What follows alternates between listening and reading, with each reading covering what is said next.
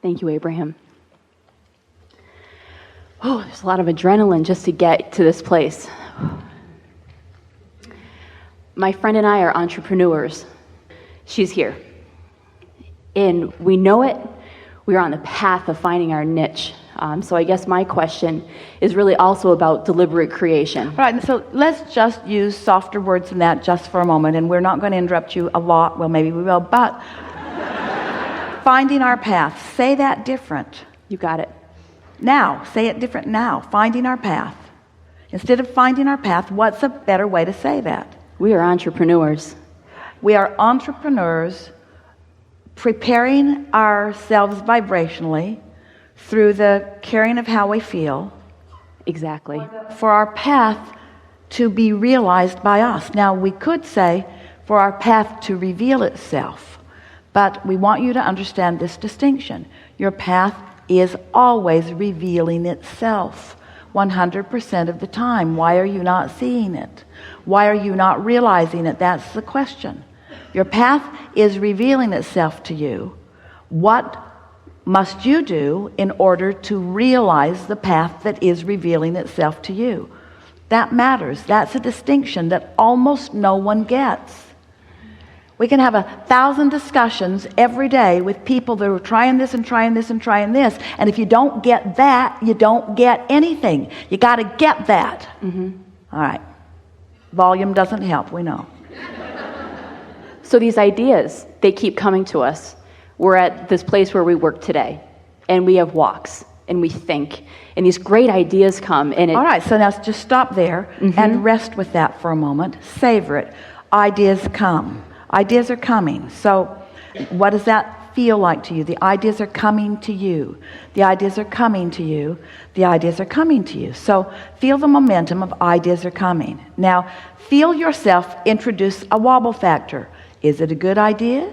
Is it a bad idea? Are these good ideas? In other words, don't have to introduce that wobble factor. Ideas are coming. Ideas are coming. The ideas are coming. The momentum of the ideas is strong.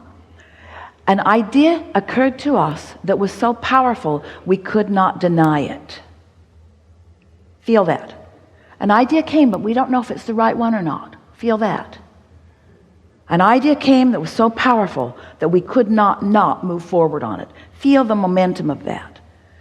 Ideas are coming, but I'm trying to hire someone, and 10,000 people sent me their resumes, and I have to sort through 10,000 resumes.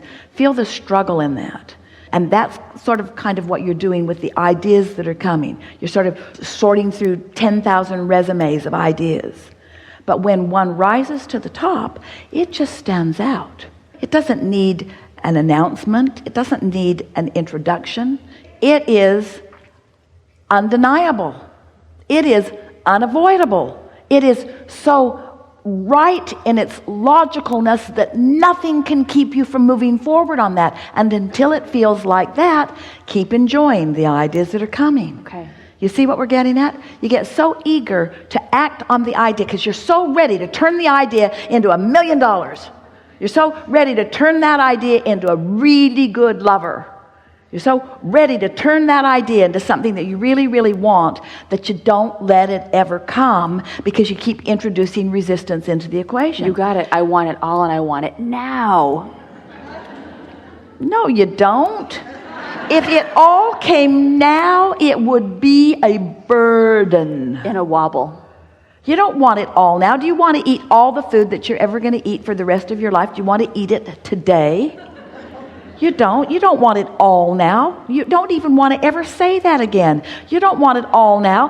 That's just your way of saying, I don't have enough now. Oh, right. That's what you're saying to the universe. I want it all now.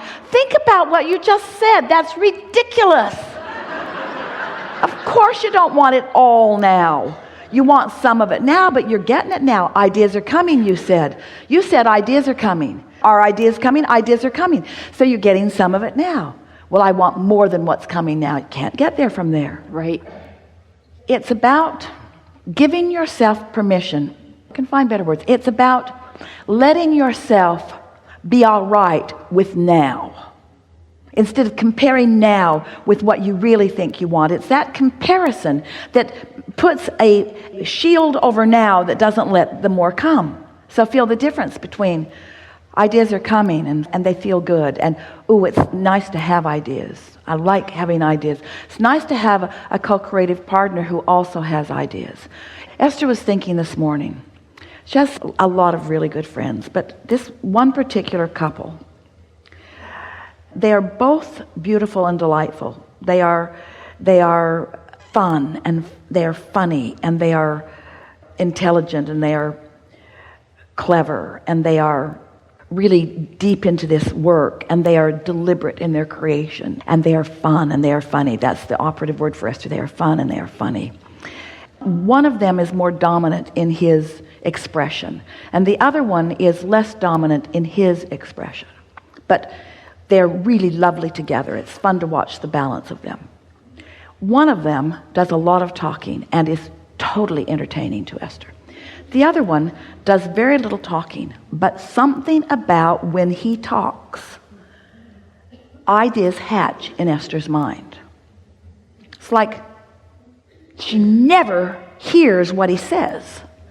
He just creates this atmosphere that is conducive to ideas hatching in Esther's mind.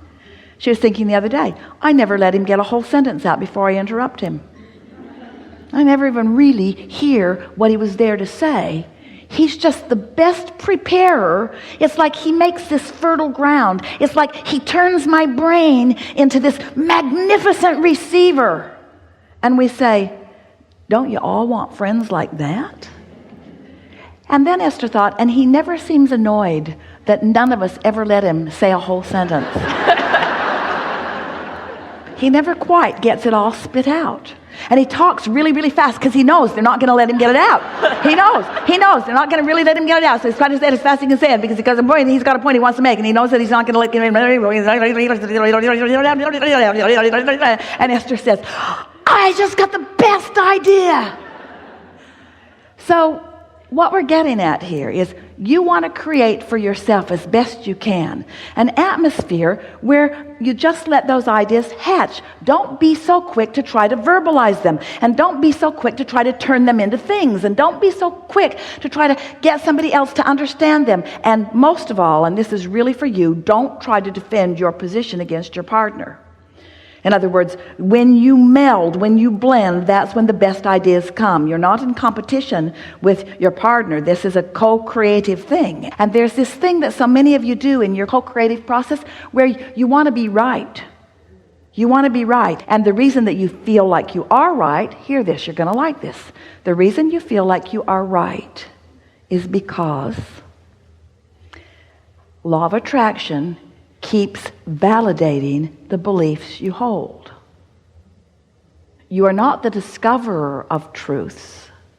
You are the creator of them. So it's not a matter of right and wrong. It's a matter of focus and validation, and focus and validation. Esther would say to us, Abraham, you probably don't think I should be talking about this, but it is true.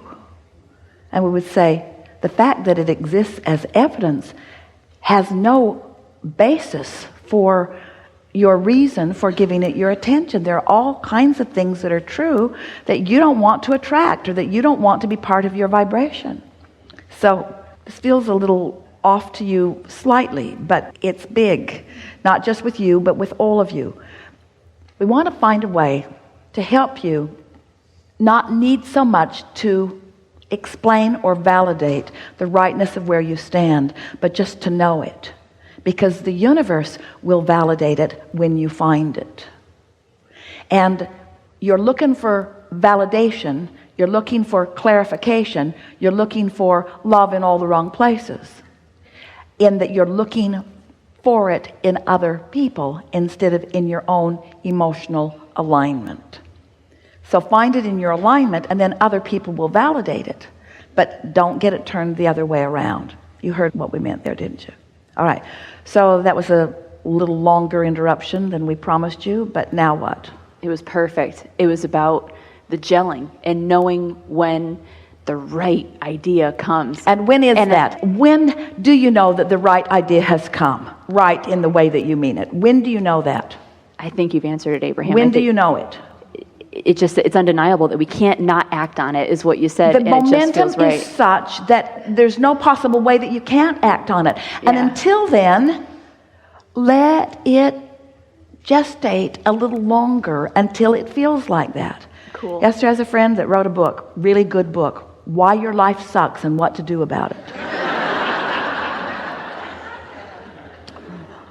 And the line that Esther took away from it, and she thinks about it every single day, if it's not a hell yes, it's a hell no.